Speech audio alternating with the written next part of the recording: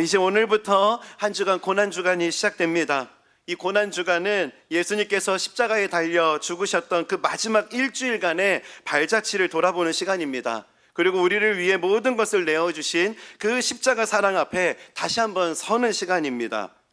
제가 이런 고난주간의 의미를 묵상하면서 이 시간을 보내다 보니까요, 우연히 보게 된 책인데요, 이 책이 한 단락이 가슴에 확 꽂혔습니다. 한번 그 책의 내용을 좀 소개해 드려 보겠습니다. 지금 이 순간 당신 주변의 사람들을 떠올려 보세요. 그 사람들이 얼마나 소중하고 나는 그 사람들을 얼마나 아끼고 사랑하는지, 그리고 그 사람들에게 얼마나 많은 마음의 빚을 갖고 있는지 찬찬히 생각해 보세요. 사랑만 해도 모자랄 시간에 작고 사소한 것 때문에 혹은 나의 알량한 자존심 때문에 다투고 화내고 고함치며 서로 미워하기라도 하는 것처럼 으르렁 됐던 그 순간들을요, 저는 이 책의 한 단락이지만 이 대목에서요, 마음의 빚이라는 이 대목이 마음에 확 꽂혔습니다.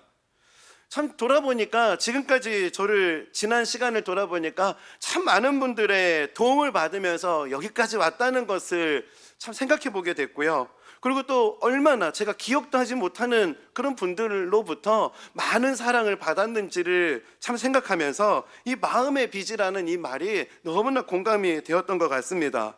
그리고 또 무엇보다 변함없는 사랑으로 한결같이 저를 사랑하시는 예수님의 그 사랑을 떠올려 보면은 참 가슴이 먹먹해지기도 했습니다. 이 고난주간을 시작하면서 이 하나님의 사랑을 가장 선명하게 드러내는 말씀이 바로 오늘 우리가 읽었던 이사야 53장 4절에서 6절 말씀입니다. 한번 이 말씀의 구조를 한번 좀 살펴보면 좋겠는데요, 이사야서는 여호와의 종의 노래가 4번 기록이 됩니다. 이 4편의 노래에는요, 아주 공통적인 패턴이 있거든요. 한번 각 4편의 노래 핵심 구절을 좀 살펴보면 이 원리가 뭔지가 선명해질 겁니다. 첫 번째 노래는 이사야 42장 1절에서 9절까지인데요, 이 대표적 고백이 4절에 있어요. 그는 쇠하지 아니하며 낙담하지 아니하고 세상의 정의를 세우기에 이르리니 섬들이 그 교훈을 앙망하리라. 고난 중에도 꺾이지 않고 결국 사명을 완수하게 된다. 여호와의 종이 그렇게 될 거라는 거죠. 그리고 두 번째, 이사야 49장 1절에서 7절인데요 7절 말씀만 한번 좀 읽어드릴게요.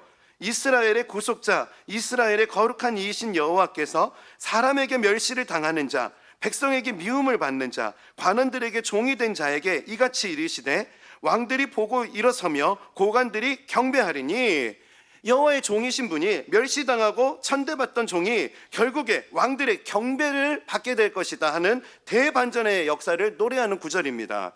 그리고 세 번째, 이사야 50장 4절에서 11절인데 그중 일부입니다. 나를 때리는 자들에게 내 등을 맡기며 나의 수염을 뽑는 자들에게 나의 뺨을 맡기며 모욕과 침뱉음을 당하여도, 이 고난을 이야기하잖아요. 그 다음에 반전입니다. 주 여호와께서 나를 도우심으로 내가 부끄러워하지 아니하고 내 얼굴을 부싯돌같이 굳게 하였으므로 내가 수치를 당하지 아니할 줄 아노라. 이런 반전을 노래하고요, 마지막 4번째 노래인데요, 이사야 52장 13절만 보겠습니다. 보라, 내 종이 형통하리니 받들어 높이 들려서 지극히 존귀하게 되리라. 여러분, 이 여호와의 종 노래, 이 4편의 노래를 쭉 한 말씀씩 살펴봤는데, 여러분 여기서 강조하는 메시지가 뭔지 좀 느껴지세요? 앞으로 오실 메시아는 고난을 겪으시게 되겠지만 결국에는 승리할 거다, 이 노래를 공통적으로 고백하고 있다는 거예요. 그래서 설교의 황태자로 불리는 찰스 스펄전 목사님은요, 이 이사야 53장을 가리켜서요, 성경의 지성소라고 부르셨습니다. 그리고 이사야 이 53장 말씀은 복음의 핵심이 농축되어 있다고 강조하셨거든요. 그만큼 너무나 중요한 말씀이라는 거예요. 또한 종교개혁가 마틴 루터는 이런 얘기를 합니다. 기독교인이라면 이사야 52장 13절부터 53장 12절을 암송해야 한다. 여러분, 우리 한번 암송해 볼까요? 깜짝 놀라시는데 아니, 이처럼 이 여호와의 종의 노래는 암송해야 된다 할 정도로 강조했던 이유가 무엇일까요? 그만큼 이 말씀 속에는 복음의 엑기스, 십자가의 놀라운 은혜가 담겨 있기 때문에 그랬던 것입니다.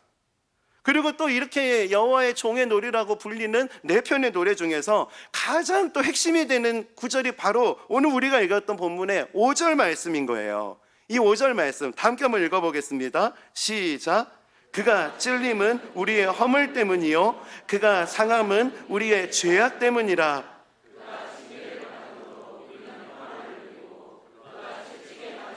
우리는 나음을 받았도다. 저는 이 말씀을 묵상할 때마다요 가슴이 뭉클합니다. 우리가 흔히 우리가 받은 구원의 은혜를 향해서 거저받은 은혜라고 표현하잖아요. 이 말은 우리가 치른 값이 없다는 것을 말하는 겁니다. 그런데 이 구원의 은혜는요 결코 값없이 주어진 게 아니에요. 여러분, 이 구원의 은혜는 예수님의 죽음과 바꿔서 주어진 너무나 값진 은혜입니다. 이 값진 은혜라는 것을 생각하면은 참 가슴이 먹먹해져요.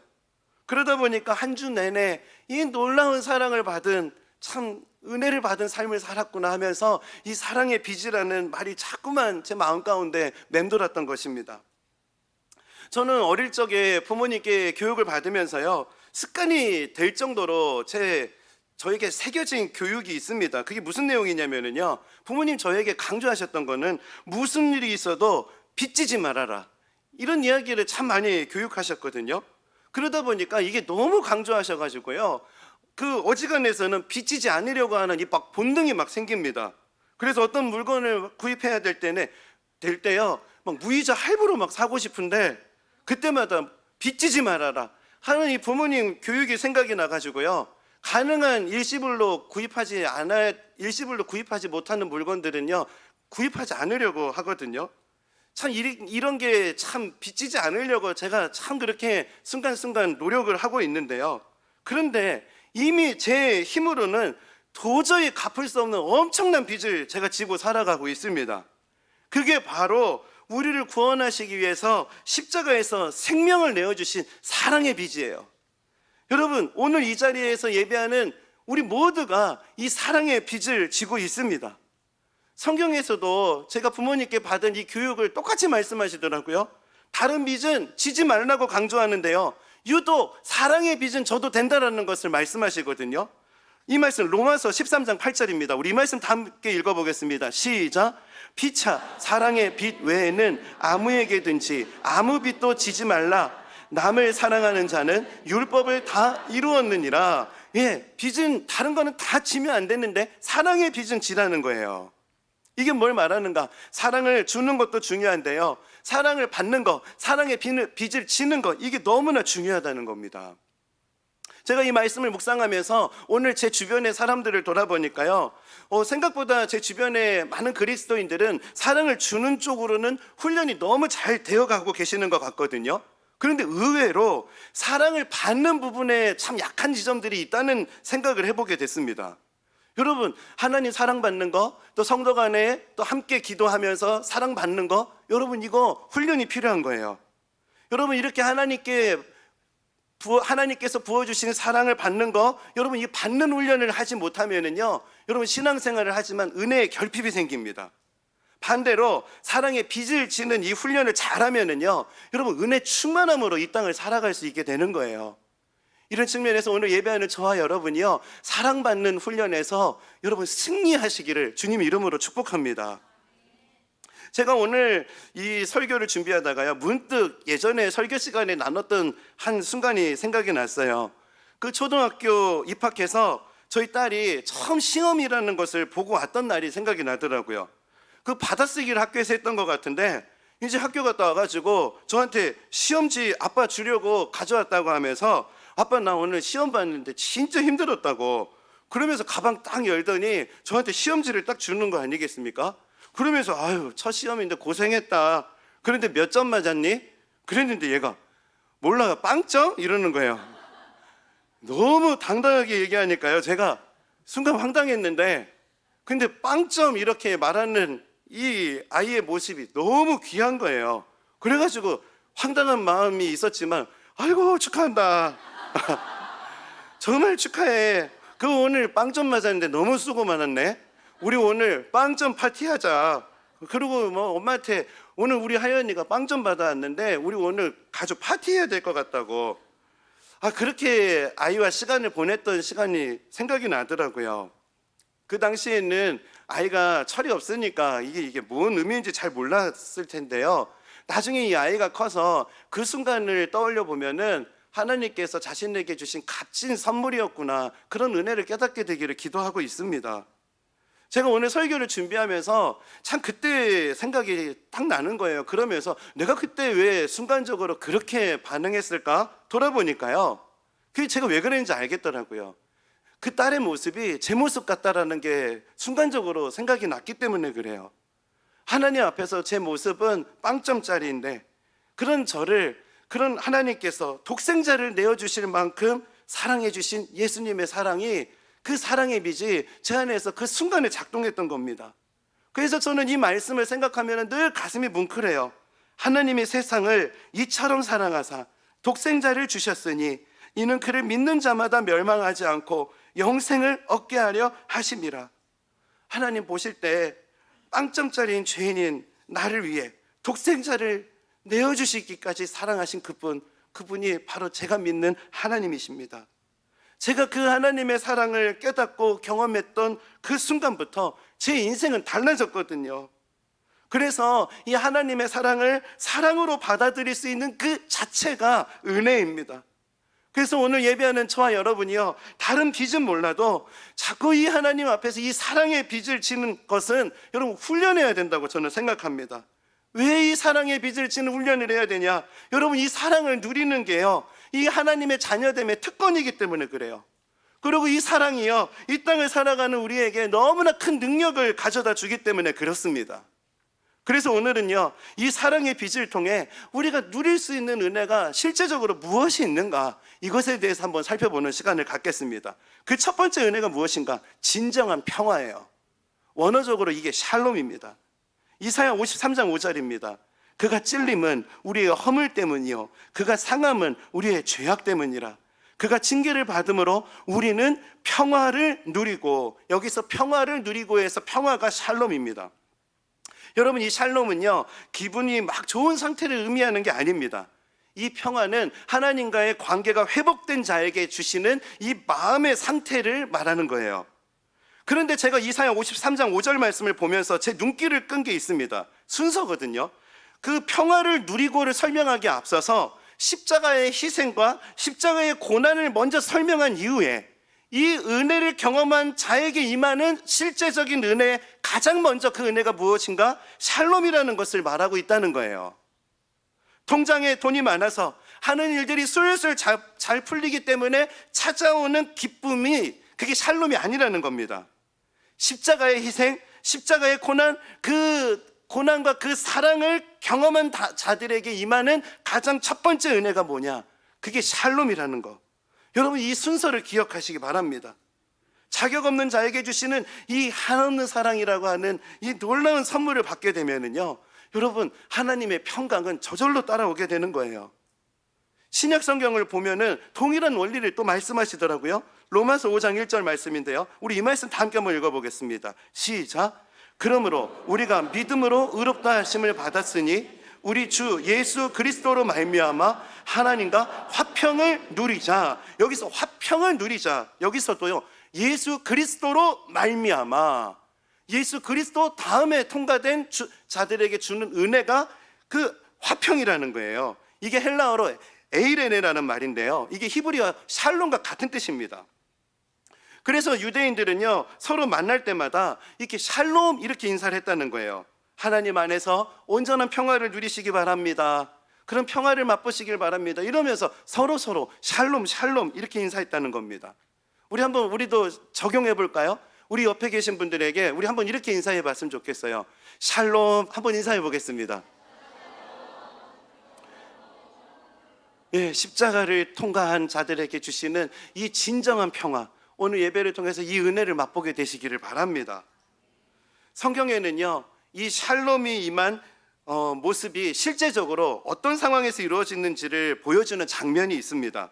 누가복음 1장 28절을 보면은요, 처녀의 몸으로 그 마리아에게 처녀가 잉태할 거라고 천사가 나타나서 말하는 장면에서 드러나는데요, 누가복음 1장 28절입니다.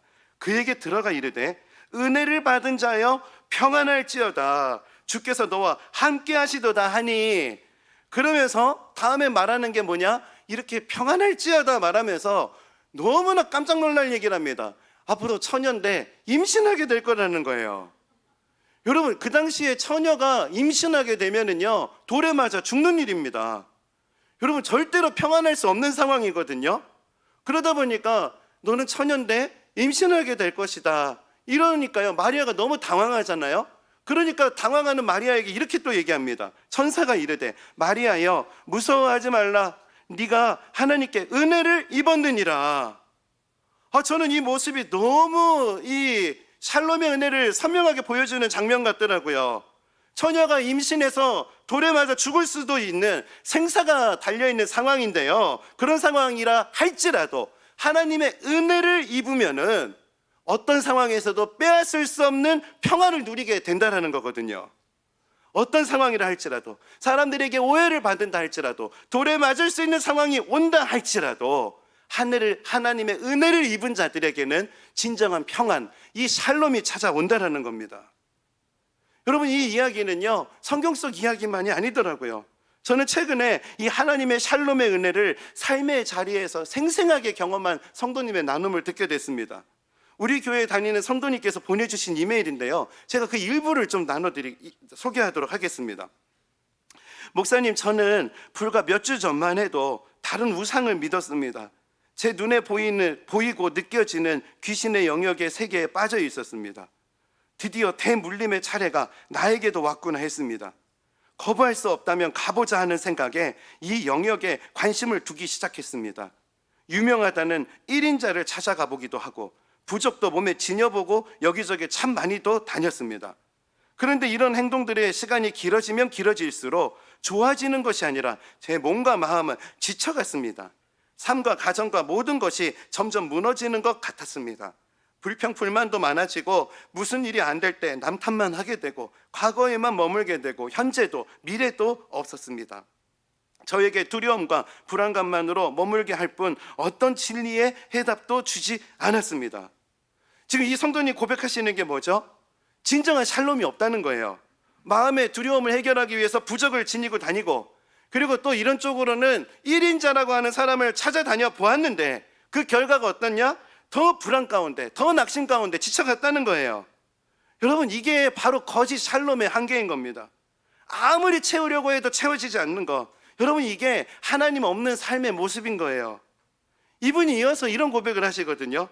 저는 점점 삶의 의미를 잃기 시작했고 아무것도 할 수 없는 상태, 숨을 쉬어도 쉬는 것 같지 않았습니다. 그렇게 납작 엎드려 낙심하고 있을 때 염치 없게도 하나님이 생각났습니다. 저는 근데 이 표현이 너무 공감이 되더라고요. 염치 없게도 하나님 생각이 났다. 여러분, 이게 앞서 말씀드렸던 사랑의 빚을 지는 실제 모습인 거예요. 자격이 없지만 하나님 앞에 돌이킬 수 있다는 거, 여러분, 이게 사랑의 빚입니다. 이어서 제가 조금만 더 소개해 드릴게요. 이렇게 염치 없이 하나님을 생각했고 돌아서겠다고 결단하시면서 이렇게 말합니다. 다시 교회로 돌아가자. 따뜻했던 하나님의 품으로 돌아가자. 하나님의 품이 가장 안전하고 평안하다. 이 생각으로 주일에 아이와 다시 교회에 나오게 되었습니다. 다시 교회로 나오기까지는 참 힘들었지만 교회로 다시 예배하러 오는 발걸음은 어린 아이가 엄마 손잡고 소풍 가는 것처럼 얼마나 즐거웠던지 기대하고 설레는 마음으로 방방 뛰어 예배당으로 들어오게 되었습니다. 여러분, 이게 샬롬이에요. 지금 상황은 바뀐 게 아니거든요. 여전히 두렵고 막막한 현실인데요, 하나님과의 관계가 회복되니까 지금 이분이 어린아이처럼 방방 뛰면서 설레는 마음으로 하나님 앞에 예배를 하게 되었다. 이분이 고백하시는 게 뭐죠? 하나님과의 관계가 회복된 자에게 주시는 샬롬을 경험했다는 나눔을 하고 계시는 거거든요.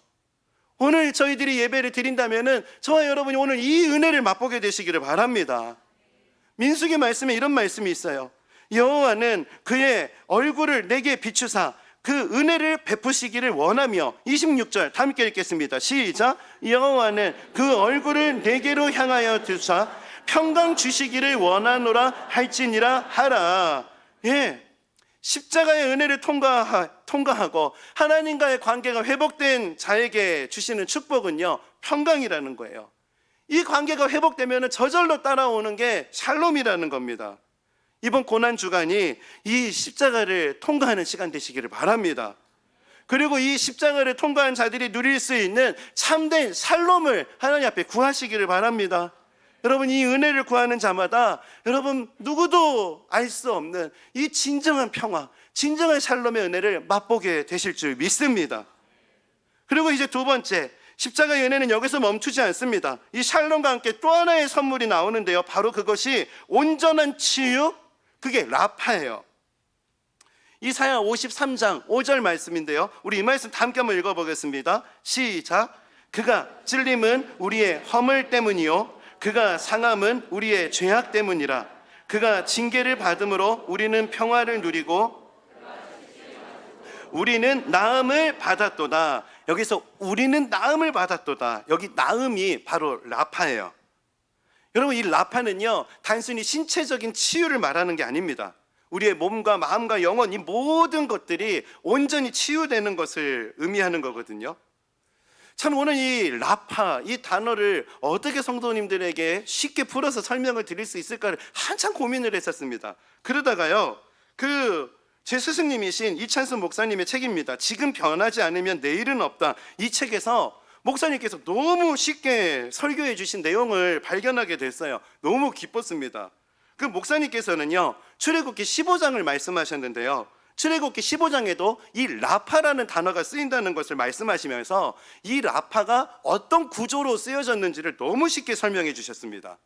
출애굽기 15장 1절에서 21절까지를 보면은요, 홍해를 건넌 이스라엘 백성들이요, 너무 막 홍해가 갈라졌잖아요. 그리고 그 홍해를 지나니까요, 막 기뻐하면서 춤추면서 노래하는 장면이 나오고요.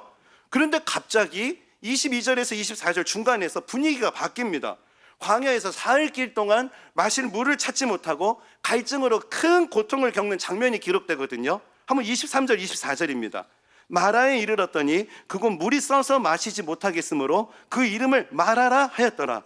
백성이 모세에게 원망하여 이르되 우리가 무엇을 마실까 하매, 홍해를 건너는 너무나 놀라운 감격을 경험한 지 사흘 만에 고난의 터널을 지나고 있는 거예요. 그러면서 27절에 오면 다시 분위기가 바뀝니다. 그들이 엘림에 이르니 거기에 물샘 열들과 종려나무 이른 그루가 있는지라. 거기서 그들이 그 물 곁에 장막을 치니라. 그러면서 목사님께서 이 구조를 이렇게 풀어주시더라고요. 기쁨, 고난, 기쁨, 이런 구조로 이 라파를 분석하시는 모습이요, 제가 감탄했습니다. 이렇게 터널로 비유하시더라고요. 그러면서 제가 이제 깨닫게 된 겁니다. 기쁨, 홍해를 건너는 기쁨, 그리고 마라의 쓴물이라는 고난, 그리고 또 엘림이라고 하는 또 기쁨, 이 과정에서, 이 고난이라는 마라의 과정에서 우리가 기억해야 될 아주 놀라운 장면이 등장하거든요. 25절입니다. 모세가 여호와께 부르짖었더니 여호와께서 그에게 한 나무를 가리키시니 그가 물에 던지니 물이 달게 되었더라. 쓴물이 달게 되었어요. 여러분, 쓴물을 달게 만든 게 있어요. 그게 뭐죠? 나무였어요, 나무. 그런데 여기 아주 중요한 영적인 의미가 있습니다. 이 나무가 무엇을 상징하는가? 4세기 교부 암브로시우스는 이런 말을 합니다. 마라의 쓴물은 나무가 던져지자 달게 되었다. 그러면서 주의 십자가의 신비로 거룩하게 되지 않은 물은 미래의 구원을 위해 아무런 효력이 없다. 여러분, 쓴물에 던져진 그 나무가 바로 십자가라는 거예요. 이게 너무나 중요한 영적인 의미인 겁니다. 인생의 쓴물을 만날 때 도저히 마실 수 없는 것 같은 그런 너무나 쓴물, 고난이라는 상황을 지나고 있을 때, 그때 우리가 해야 되는 게 뭐냐? 십자가를 던지는 거예요. 십자가를 던지면은 쓴물이 단물로 바뀐다는 겁니다. 그러고 나서 26절에 하나님 이렇게 선언하십니다.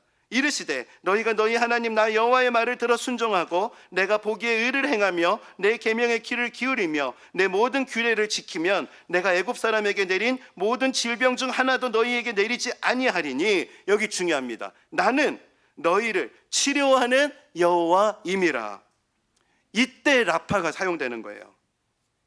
하나님의 의도가 보여지지 않으세요? 쓴물에 나무가 던져지고 그러고 나면 물이 달게 된 상황, 그때 우리가 기억해야 되는 게 여호와 라파라는 거예요. 하나님은 우리를 치료하시는 분, 하나님은 나를 온전하게 하시는 분, 언제 그 역사가 시작됐는가? 십자가가 던져지는 자리에서 라파가 시작됐다는 것을 기억하라는 겁니다. 여러분, 우리의 인생은요, 홍해를 건너는 기쁨과 같은 순간이 찾아오기도 합니다. 그런데 여러분, 그 기쁨은 영원하지 않아요.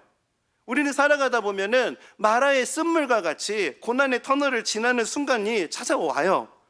여러분, 그런데 우리가 그때 기억해야 되는 게 있습니다. 하나님은 여호와 라파시다. 여호와는 치료의 하나님이시다. 그러면서 여러분, 그때 십자가를 붙들어야 하는 겁니다.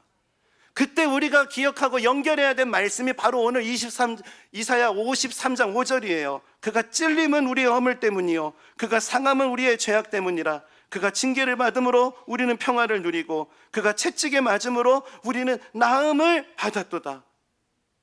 십자가의 고통을 당하시면서까지 예수 그리스도께서 우리에게 주신 선물은 라파였습니다. 고난의 쓴물에 나무가 던져졌을 때 쓴물은 단물이 되었습니다. 골고다 십자가에 그 놀라운 은혜를 허락하신 하나님, 그 십자가를 붙드는 자들에게는 인생의 쓴물이 단물로 변화되게 될 줄 믿습니다. 저는 이 십자가를 바라볼 때 우리 삶에도 이런 역사가 나타나게 될 줄 믿습니다. 제가 이 은혜를 소망하면서 요즘 계속 흥얼거리는 찬양이 있습니다. 바로 찬송가 151장이에요. 십자가 십자가 내가 처음 볼 때에 나의 맘의 큰 고통 사라져. 오늘 믿고서 내 눈 밝았네. 참 내 기쁨 영원하도다. 우리 다 함께 한번 고백합시다. 십자가 십자가 내가 처음 볼 때에 나의 맘의 큰 고통 사라져. 오늘 믿고서 내 눈 밝았네. 참 내 기쁨 영원하도다. 나의 마음의 큰 고통이 언제 사라졌는가? 십자가를 바라볼 때 오늘 이 자리에 그 마라의 쓴물과 같은 그 고난의 터널을 지나고 계시는 분들이 계시다면은요, 여러분, 십자가의 은혜를 구하시기 바랍니다. 이 십자가의 은혜를 구하는 자에게 하나님은 여호와 라파, 치유하시는 하나님의 역사를 약속하고 계십니다. 여러분, 이 고난주간 십자가의 은혜를 붙드는 모든 자들에게 온전한 치유의 능력이 나타나게 될 줄 믿습니다. 여호와 라파, 치유의 능력을 경험하는 그런 고난주간 되시기를 주님 이름으로 축복합니다.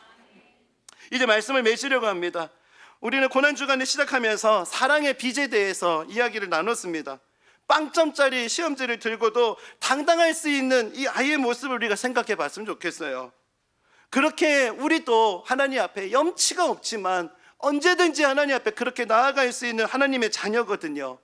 우리가 그럴 수 있는 이유, 하나님은 우리를 사랑하시되 끝까지 사랑하시기 때문입니다.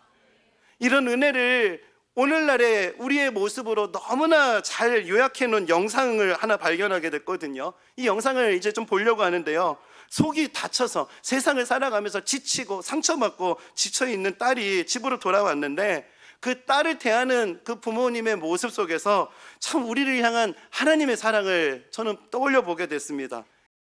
저는 이 마지막에 이 고백이 참 제 마음을 떠나지 않았습니다. 내가 세상에서 100g도 사라지지 않겠다. 여러분, 한 드라마의 대사지만 여러분, 예수님도 정확하게 우리에게 이렇게 하셨어요. 죄로 무너지고 상처로 쓰러진 저희들에게 나음을 잊게 하기 위해서, 평화를 얻게 하도록 하기 위해서 우리를 대신해서 주님이 채찍에 맞으시고 주님이 십자가를 지셨습니다. 주님이 채찍에 맞으심으로 우리는 나음을 잊게 되었고, 주님이 십자가에 달려 죽으심으로 우리는 회복의 자리로 나아갈 수 있게 된 것입니다. 여러분, 이게 십자가의 사랑이에요. 오늘 저와 여러분이 이 사랑의 빚을 진 사람들입니다. 그래서 여러분, 이 사랑을 마음에 새겨보면서 이 고난주간을 시작하며 우리 이 찬양을 함께 고백했으면 좋겠는데요, 은혜 아니면이라는 찬양이에요. 어둠 속 헤매이던 내 영혼 갈 길 몰라 방황할 때에 염치가 없지만 염치를 불구하고 주의 십자가 영광의 그 빛이 나를 비추어 주었네. 그 주님 앞에 나아갈 수 있는 은혜, 그 사랑의 빛이 우리에게 있다는 겁니다. 오늘 이 은혜를 떠올려 보며 또 이 은혜를 구하며 이 찬양을 주님 앞에 함께 고백하며 나아가겠습니다.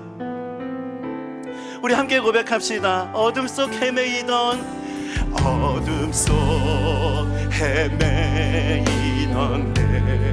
내 영혼 갈 길 몰라 방황할 때에 주의 십자가 영광의 그 빛이 나를 향해 비추어 주셨네. 빵점짜리 같은 모습이지만 주홍빛보다 더 붉은 내 죄,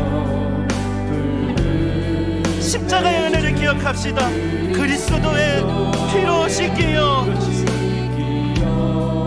완전한 사랑, 완전한 사랑, 주님의 은혜로 새 생명 주게 얻었네. 은혜 아니면 나서지 못하네.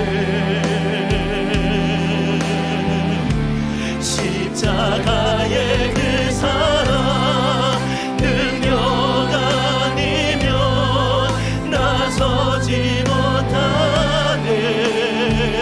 은혜 아니면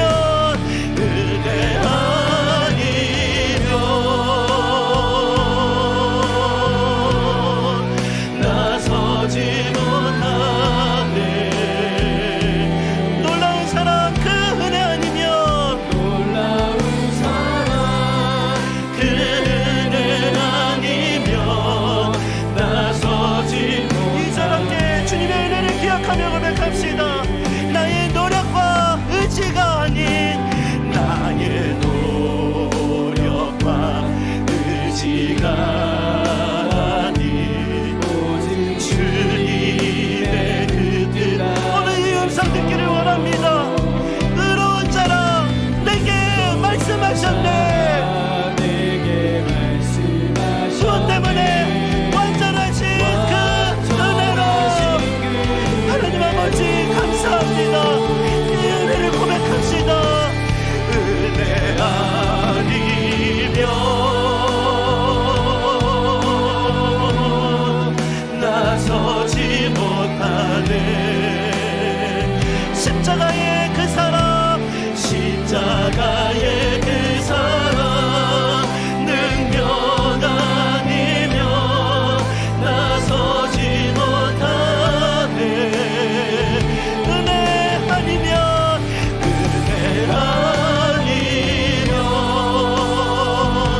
나서지 못하네. 나서지 못하네. 완전한 사랑 그 은혜 아니면 완전한 사랑 그 은혜 아니면 다시 한 번 더 십자가의 사랑 앞에 섭시다. 우리 주님께 은혜를 고백합시다. 은혜 아니면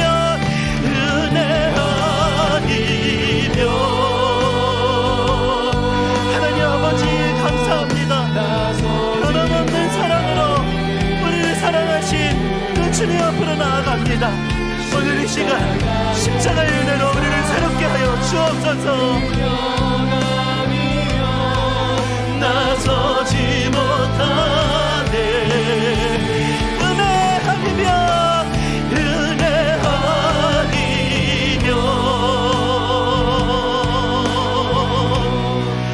나서지 못하네. 완전한 사랑 그 은혜 아니면 완전한 사랑 그 은혜 아니면 이 사랑의 빛은 마음을 가지고 선포합시다. 이제 나는 옛사람아 선포합시다. 사망에서 건지신 주의 자녀이니 아멘 아멘. 너는 주의 사랑 안에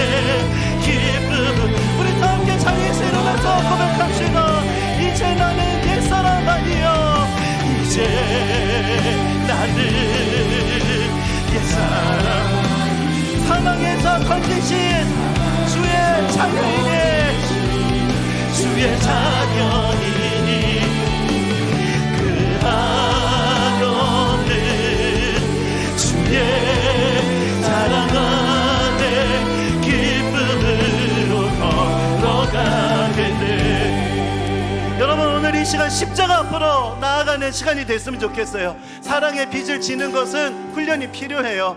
염치를 불구하고 주님 앞에 나아가면은 우리 주님 우리에게 놀라운 은혜를 약속하세요. 오늘 이 시간 십자가의 은혜를 통해서 하나님 우리 마음의 평화가 임하게 하여 주옵소서. 하나님 염치가 없지만 십자가의 은혜를 통해서 하나님 우리를 회복시켜 주시고 치유하여 주옵소서. 오늘 말씀 기억하면서 이 은혜를 구하며 합심해서 함께 기도하시겠습니다. 다 함께 기도합시다. 하나님 아버지, 오늘 이 시간 은혜를 구합니다. 너무나 자격이 없지만, 너무나 부족하지만 자기 아들을 아끼지 아니하시고 십자가에서 모든 것을 내어주신 이 은혜 앞에 섭니다. 그가 징계를 맞음으로, 징계를 받음으로, 그가 채찍에 맞음으로 우리가 평화를 누리고, 아버지 하나님 오늘 이 시간 낙심한 영혼들, 두려운 영혼들, 아버지 십자가를 떠나 나에게 주시는 이 놀라운 은혜, 아버지 하나님 오늘 이 시간 이 은혜를 경험하는 시간이 될 수 있도록 하나님 함께하여 주시옵소서. 아버지 나라의 승리를, 아버지 고난의 터널을 지나는 영혼들마다 십자가 그 십자가를 바라보는 영혼들마다 내 마음의 큰 고통 사라져 참된 치유와 주여 우리의 산소망이 되시는 주님의 은혜를 따라 아버지 날마다 십자가 앞에 나아갈 때 우리 영혼의 그들의 신비를 누리고 하나님의 주시는 기쁨을 누리고 하나님 아버지 이 은혜로 우리를 새롭게 하여 주옵소서.